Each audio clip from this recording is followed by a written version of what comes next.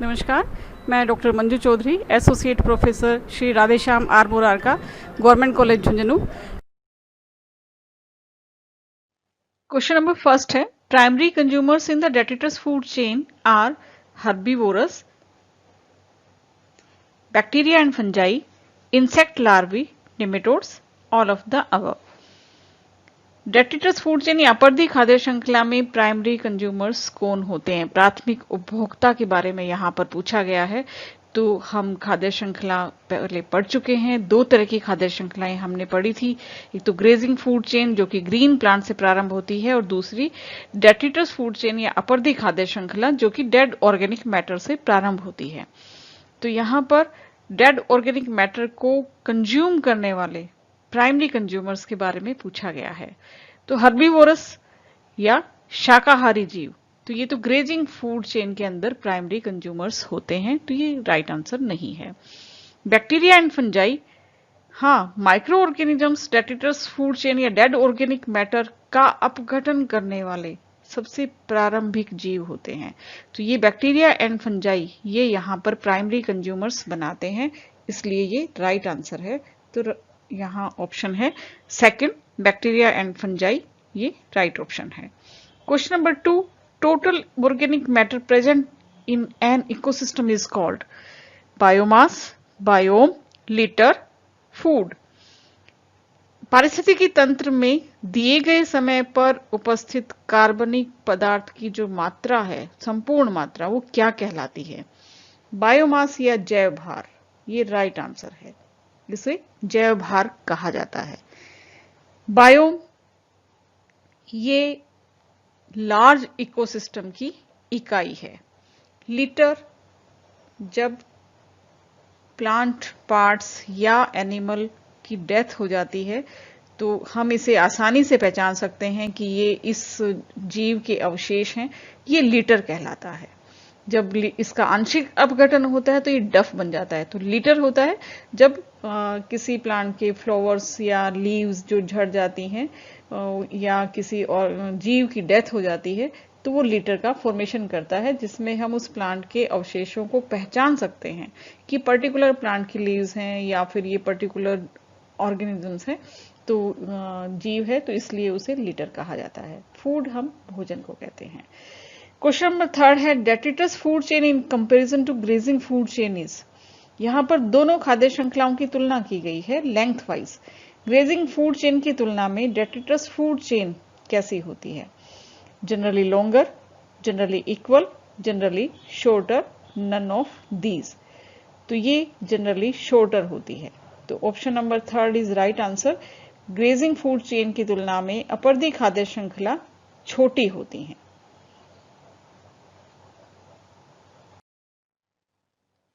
Question number 4 है, the most important organisms for an ecosystem are herbivores, carnivores, green plants और protozoa. किसी ecosystem में सबसे important organisms क्या होते हैं? ये हर्बीवोरस शाकाहारी, मांसाहारी, हरे पादप या प्रोटोजोआ होते हैं। तो यहाँ पर ध्यान देने योग्य बात यह है कि कोई भी इकोसिस्टम में जो भी ट्रॉफिक लेवल या खाद्य श्रृंखला या फिर एनर्जी फ्लो प्रारंभ होता है वो सन की रेडिएट एनर्जी को कन्वर्ट करने वाले जो प्रोड्यूसर्स हैं वहां से प्रारंभ होता है। इन्हीं प्रोड्यूसर्स या ग्रीन प्लांट्स में ही यह क्षमता होती है कि ये सोलर रेडिएशंस को या रेडिएंट एनर्जी को कन्वर्ट करते हैं केमिकल एनर्जी में, और जो फूड के रूप में स्टोर होता है और जिसपे सभी कंज्यूमर्स डिपेंड होते हैं। तो इसलिए किसी इकोसिस्टम में सबसे महत्वपूर्ण जो जीव हैं वो ग्रीन प्लांट्स होते हैं, और यहाँ राइट आंसर है 3rd। Next question, a peacock eats snake, which eat frog, these eat hoppers, which in turn thrive on leaves of the plants, the peacock is। यहाँ पर एक खाद्य श्रृंखला या फूड चेन दी गई है। इस फूड चेन में मोर सांप को खाता है, सांप मेंढक को खाता है, मेंढक ग्रास होपर को खाते हैं, और ये ग्रास होपर प्लांट्स की लीव्स को अपना भोजन बनाते हैं। तो यहाँ पर पूछा गया है कि मोर क्या है? प्राइमरी कंज्यूमर है, सेकेंडरी कंज्यूमर है, डीकंपोजर है, या apex of the food pyramid है। तो प्राइमरी कंज्यूमर किसे कहेंगे? इस खाद्य श्रृंखला में प्राइमरी कंज्यूमर कौन है? प्लांट्स को खाने वाला, कंज्यूम करने वाले जो पहले जीव हैं वो हैं होपर्स। तो ग्रास होपर यहाँ पर प्राइमरी कंज्यूमर बनाते हैं। सेकेंडरी कंज्यूमर इनको कंज्यूम करने वाले, यानी फ्रॉग यहाँ पर सेकेंडरी कंज्यूमर है। डीकंपोजर, ये पिकॉक यहाँ पर इनका डीकंपोज नहीं कर रहा है, अपघटन नहीं कर रहा है, तो मोर डीकंपोजर भी नहीं है। Apex of the food pyramid, जो फूड पिरामिड है उसका शीर्ष का निर्माण मोर के द्वारा हो रहा है, बिल्कुल ये सही है। Leaves of the plants hoppers खाते हैं, ये इनको फ्रॉग खाता है, फिर स्नेक्स खाते हैं और अल्टीमेटली पिकॉक इन सबको खाता है। तो यहाँ apex of the food pyramid is right answer. तो fourth is option is right. Next, a food chain is group of organisms which eat the same type of food. Animals eating animals eating, series of plants or animals which are interrelated in the form of organisms being eaten as food by the other, and none of these. तो खाद्य श्रृंखला क्या होती है, ये जानकारी हम हासिल कर चुके हैं। ये एक श्रृंखला है जो प्रोड्यूसर्स से प्रारंभ होती है और फिर ये डिफरेंट ट्रॉफिक लेवल से गुजरती है, जहां पर जीवों के द्वारा खाए जाने की घटना की पुनरावृत्ति होती है। तो इसे हम खाद्य श्रृंखला कहते हैं। तो थर्ड जो सीरीज है वो राइट आंसर है। तो यहाँ option number third is right. Question number 7 है, ए food chain consists of producers, consumers, decomposers, producers and consumers. तो यहाँ पर पूछा गया है कि खाद्य श्रृंखला बनी होती है सिर्फ प्रोड्यूसर्स से, या सिर्फ कंज्यूमर्स, या सिर्फ डीकंपोजर्स, या प्रोड्यूसर्स एंड कंज्यूमर्स। तो राइट आंसर है ये प्रोड्यूसर्स और कंज्यूमर्स से बनी होती है। तो fourth option is right. Next question, trophic levels in a food chain are formed bye.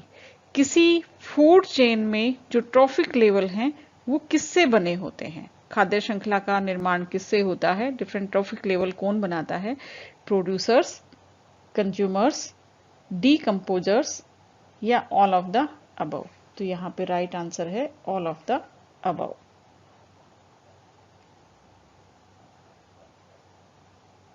Next question है, food chain always start with. Food chain हमेशा प्रारंभ होती है फोटोसिंथेसिस से, रेस्पिरेशन से, नाइट्रोजन फिक्सेशन से, या फिर डीके से।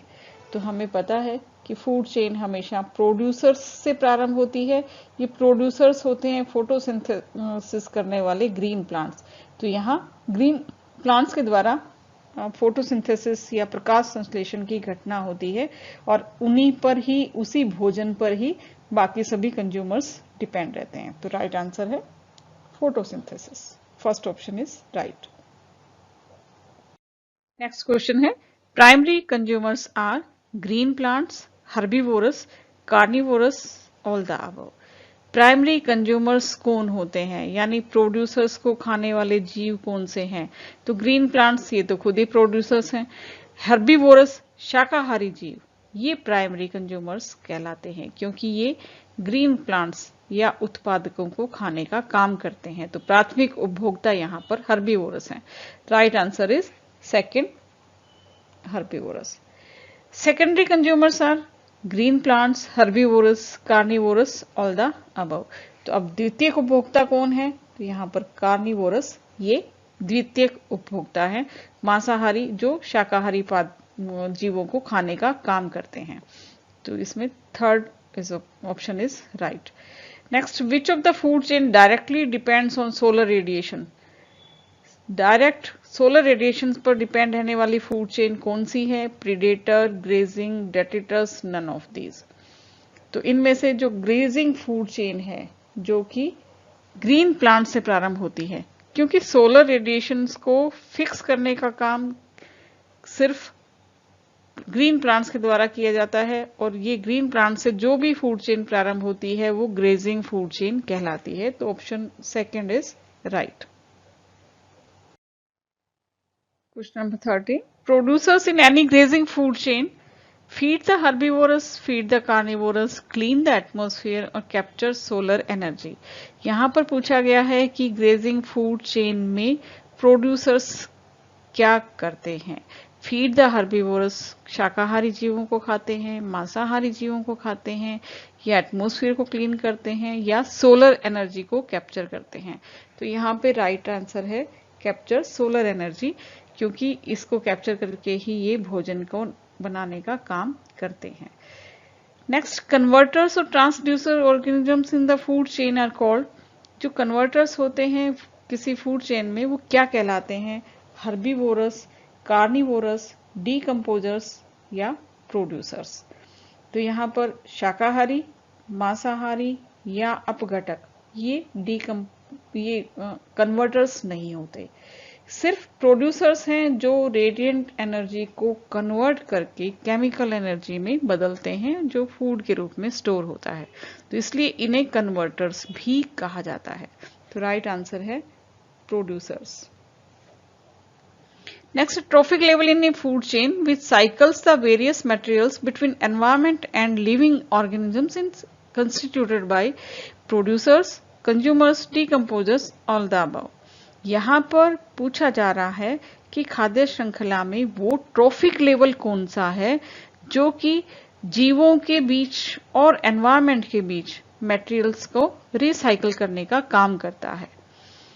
तो producers, consumers, decomposers, all the above, इनमें से केवल मात्र डीकम्पोजर्स ऐसे हैं जो डेड ऑर्गेनिक मैटर को सरल घटकों में तोड़ते हैं और वो फिर से प्रोड्यूसर्स को उपलब्ध हो जाता है। तो रिसाइकल ऑफ मटेरियल, जिसे बायो जियो केमिकल साइकिल भी कहा जाता है, इसमें महत्वपूर्ण जो रोल होता है वो डीकम्पोजर्स का होता है, अपघटकों का होता है। तो ट्रॉफिक लेवल में किसी भी फूड चेन के जो ट्रॉफिक लेवल जो क्या काम करता है, जीवित जो जीव हैं उनके और एनवायरनमेंट के बीच में मटेरियल का साइक्लिंग करता है, वो ट्रॉफिक लेवल डीकम्पोजर से बनता है। तो राइट आंसर है यहाँ पे option number 3। Next question, food web is constituted by. Food web किससे बनता है? Various interlinked food chain in a community. Yes, right answer है। ये एक इंटरलॉक्ड पैटर्न है वेरियस फूड चेन का किसी भी कम्युनिटी में, तो इसे फूड वेब कहा जाता है। बहुत सारी फूड चेन जब आपस में गुथ करके एक जाल जैसी संरचना बनाती हैं तो उसे फूड वेब कहते हैं। तो first option is right. Next, in pond ecosystem the shape of pyramid of number is linear, irregular, upright और इन्वर्टेड। हम डिफरेंट टाइप के पिरामिड पढ़ चुके हैं, pyramid of number, pyramid of biomass and pyramid of energy. तो pyramid of number में यहां पर पूछा गया है पॉन्ड इकोसिस्टम का यदि हम संख्या का पिरामिड बनाते हैं तो वो किस तरह का होता है। तो यहां राइट आंसर है थर्ड, अपराइट। अपराइट या सीधा बनता है क्योंकि पॉन्ड इकोसिस्टम में जो सबसे पहला ट्रॉफिक लेवल है, यानी कि जो प्रोड्यूसर्स होते हैं वो फाइटोप्लैंक्टन्स होते हैं, संख्या में काफी ज्यादा होते हैं। उन पर फिर सूक्ष्म उनको खाने वाले जो जीव हैं, डिफरेंट टाइप के इंसेक्ट्स हैं, माइसिड्स हैं, ये डिपेंड होते हैं, उनकी संख्या उनसे कम होती है। उनको छोटी मछलियां खाती हैं जो संख्या में तुलनात्मक दृष्टि से उनसे कम होती हैं, फिर बड़ी मछलियां संख्या में और भी कम होती हैं। तो पॉन्ड इकोसिस्टम में पिरामिड ऑफ नंबर हमेशा सीधा बनता है। Next, in parasitic food chain the pyramid of number is. जो परजीवी खाद्य श्रृंखला है वहां पर संख्या का पिरामिड कैसा होगा? Linear, upright, inverted, inverted, upright. तो परजीवी खाद्य श्रृंखला हमने देखी थी, तो किसी भी वृक्ष पर कुछ बर्ड्स वगैरह उस पर आश्रित रहते हैं, उन पर फिर पैरासाइट्स पाए जाते हैं, पैरासाइट्स पर हाइपर पैरासाइट्स पाए जाते हैं। तो एक वृक्ष कई जीवों को सपोर्ट करता है, उन जीवों पर फिर पाए जाने वाले जो पैरासाइट्स या परजीवी होते हैं उनकी संख्या ज्यादा होती है, उन पर पाए जाने वाले हाइपर पैरासाइट्स जो है उनकी संख्या और भी ज्यादा होती है। तो इस तरह से पैरासिटिक फूड चेन का जो पिरामिड है वो इन्वर्टेड होता है, यानी उल्टा होता है। तो third option is right option. In grassland ecosystem the pyramid of biomass, या अब जैव भार का पिरामिड पूछा है, वो कैसा होता है? Linear, upright, inverted, inverted, upright. तो ग्रासलैंड इकोसिस्टम में जो पिरामिड ऑफ बायोमास है वो अपराइट होता है। In pyramid of biomass the producers occupy. Biomass या जैव भार के पिरामिड में जो प्रोड्यूसर्स होते हैं उनका स्थान कहां पर होता है? बेस आधार बनाते हैं, पोजीशन नियर द बेस, या आधार के पास में होते हैं, अपेक्स शीर्ष बनाते हैं या शीर्ष के पास स्थित होते हैं। तो बायोमास के पिरामिड में जो प्रोड्यूसर्स हैं वो बेस या आधार बनाते हैं। तो first option is right answer. Energy flow in an ecosystem. पारिस्थितिकी तंत्र में ऊर्जा का प्रवाह होता है unidirectional, by directional, multi directional, all the above. तो ये ऊर्जा का पिरामिड हमने देखा था कि वो हमेशा सीधा बनता है, अपराइट होता है। क्यों? क्योंकि एक ट्रॉफिक लेवल से जब नेक्स्ट ट्रॉफिक लेवल पर ऊर्जा का प्रवाह होता है तो कुछ ऊर्जा लॉस्ट हो जाती है, तो इसलिए ये सदैव सीधा होता है। तो एनर्जी फ्लो इकोसिस्टम में यूनिडायरेक्शनल होता है और ये एक दिशीय प्रवाह माना जाता है। वापस जो एनर्जी एक ट्रॉफिक लेवल से यदि दूसरे ट्रॉफिक लेवल पर स्थानांतरित होती है, उससे नेक्स्ट पे जाती है, लोड करके वो कभी भी वापस फर्स्ट ट्रॉफिक लेवल पर नहीं पहुंचती है। तो मिनरल साइकिलिंग हमने देखा कि डिकम्पोजर्स डिकम्पोज कर देते हैं, जटिल पदार्थों को सरल पदार्थों में उनका अपघटन करते हैं, वो फिर से प्रोड्यूसर्स को अवेलेबल हो जाती है। लेकिन एनर्जी फ्लो हमेशा यूनिडायरेक्शनल या एक दिशीय होती है, वापस से एनर्जी लोड करके प्रोड्यूसर्स को पुनः प्राप्त नहीं होती है। तो इसलिए राइट आंसर है first, unidirectional flow of energy. Ascending trophic level in grazing food chain pyramid represents.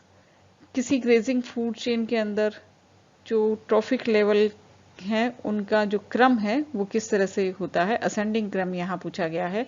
Gradual decrease in biomass from apex to base, यानी शीर्ष से आधार की तरफ बायोमास डिक्रीजिंग होता है। Gradual decrease in biomass from producers to the tertiary consumers, ये right answer है। Biomass producers से या उत्पादकों से जब तृतीयक उपभोक्ता तक पहुंचता है तो उसमें धीरे धीरे कमी आती है। Gradual increase of the biomass from producer to the tertiary consumers, नहीं, ऐसा नहीं होता। नो चेंज इन बायोमास, ये भी गलत आंसर है। तो यहां पर option number second is right answer. Next question, in a pond ecosystem the food chain starts with. Pond ecosystem में फूड चेन किससे प्रारंभ होती है? Zooplanktons, phytoplankton, small insect, small fishes. तो फाइटोप्लैंक्टन जिन्हें पादप प्लवक कहा जाता है, ये पोन्ड इकोसिस्टम को स्टार्ट करते हैं। पहला ट्रॉफिक लेवल जो है या जो कि प्रोड्यूसर से बनता है, तो पोन्ड में ये लेवल फाइटोप्लैंक्टन या पादप प्लवकों से बनता है। तो इसलिए सेकंड ऑप्शन जो है यहां पर वो राइट है। Graphic representation of biomass relationship between the producers and consumers in an ecosystem is called। तो ये ग्राफिक रिप्रेजेंटेशन जो है डिफरेंट ट्रॉफिक लेवल का, ये कहलाता है इकोलॉजिकल पिरामिड। तो जो फोर्थ है वो राइट आंसर है। ट्रॉफिक लेवल फूड चेन में डिफरेंट स्तर को दर्शाता है। Ecological system, ecological niche, ecological pyramid. तो पिरामिड ग्राफिक रिप्रेजेंटेशन है। Next question, if all green plants of earth are destroyed, यदि पृथ्वी पर से सभी हरे पादप नष्ट हो जाते हैं तो क्या होगा? ऑल प्लांट्स शैल डाई, क्या सारे पादप मर जाएंगे? Only herbivorous animals shall die, क्या केवल शाकाहारी जीव मरेंगे? All animals shall die ultimately, सभी जीव जो हैं वो उनकी मृत्यु हो जाएगी। Nothing shall happen to animals, जीवों को, जानवरों को कुछ नहीं होगा। यहाँ पे राइट आंसर है all animals shall die ultimately, सभी मर जाएंगे। ऐसा नहीं कि शाकाहारी, उनको खाने, जब शाकाहारी नहीं रहेंगे तो मांसाहारी कहां से होंगे? ग्रीन प्लांट्स नहीं होंगे तो शाकाहारी जीव नहीं होंगे, शाकाहारी जीव नहीं होंगे तो मांसाहारी नहीं होंगे। तो all animals shall die ultimately, option number third is right answer. Next question है, the food chain in which micro organisms break down the energy rich compound synthesised by producers, predator food chain, parasitic food chain, detritus food chain, none of these.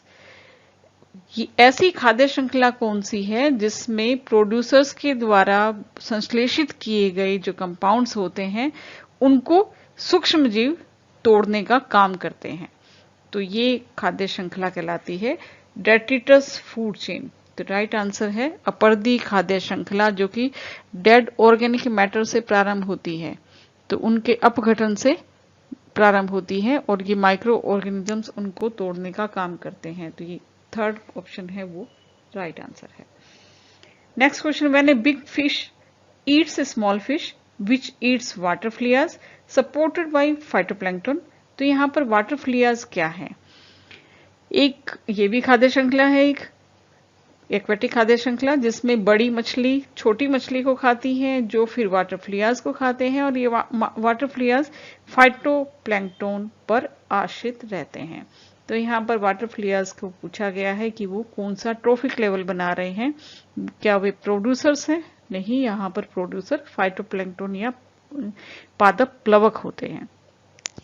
Primary consumers, हाँ, ये प्राथमिक उपभोक्ता है, क्योंकि water fleas supported by phytoplankton, phytoplankton को खाने का काम कौन कर रहा है? Water fleas. तो second option is a right option, primary consumers हम इन्हें कह सकते हैं। नेक्स्ट क्वेश्चन है, which one is not a factor of the abiotic environment. इनमें से एबायोटिक एनवायरमेंट का फैक्टर नहीं है सनलाइट, डीकंपोजर्स, वाटर, टेम्परेचर। तो डीकंपोजर्स यहाँ पर जैविक घटक बनाते हैं, न कि अजैविक घटक। ये अजैविक घटकों के बारे में पूछा है, तो सनलाइट, वाटर, टेम्परेचर इसके अंतर्गत आते हैं, लेकिन डीकंपोजर्स बायोटिक फैक्टर में आते हैं। तो बायोटिक कंपोनेंट है ये। तो सेकंड ऑप्शन यहाँ पर एबायोटिक एनवायरमेंट का हिस्सा नहीं है। तो राइट ऑप्शन है 2। Which is true of a food chain. खाद्य श्रृंखला के लिए इनमें से क्या सही है? Passage of food from one trophic level to the next higher one, passage of energy from one trophic level to next higher one, dissipation of energy at successive trophic levels, all of the above. तो food chain, यहां पर food का स्थानांतरण होता है एक trophic level से अगले ट्रॉफिक लेवल तक, सही है। पैसेज ऑफ एनर्जी, ऊर्जा का भी स्थानांतरण होता है एक ट्रॉफिक लेवल से अगले ट्रॉफिक लेवल तक। Dissipation of energy at successive trophic level, जो सक्सेसिव ट्रॉफिक लेवल्स है वहां पर एनर्जी का ह्रास होता है, कुछ एनर्जी वेस्ट हो जाती है जब एक ट्रॉफिक लेवल से अगले ट्रॉफिक लेवल पर ऊर्जा का स्थानांतरण होता है, तो कुछ एनर्जी का ह्रास होता है, और इसीलिए ऊर्जा का पिरामिड जो है वो सदैव सीधा होता है। तो ये भी सही है। तो ये तीनों ही जो ऑप्शन है वो फूड चेन के लिए सही हैं, इसलिए जो ऑल द अबव सभी बातें फूड चेन के लिए सत्य साबित होती हैं। लास्ट क्वेश्चन है, फूड वेब या खाद्य जाल क्या होता है? It increases variety of food at each trophic level, delicately balances the interrelations amongst organisms, decreases variety of food but increases quantity of food at each trophic level, increases variety as well as quantity of food at each trophic level। तो यहाँ food web, ये खाद्य जाल क्या होता है? ये balance करता है सभी जीवों के बीच में जो इंटररिलेशंस हैं उनको बैलेंस करने का काम करता है। तो राइट ऑप्शन है सेकंड। तो इसमें हम खाद्य जाल ये बैलेंस करने का काम कर रहा है। तो ये तो थे इकोसिस्टम से संबंधित कुछ क्वेश्चंस और उनके solution. Thank you, that's all.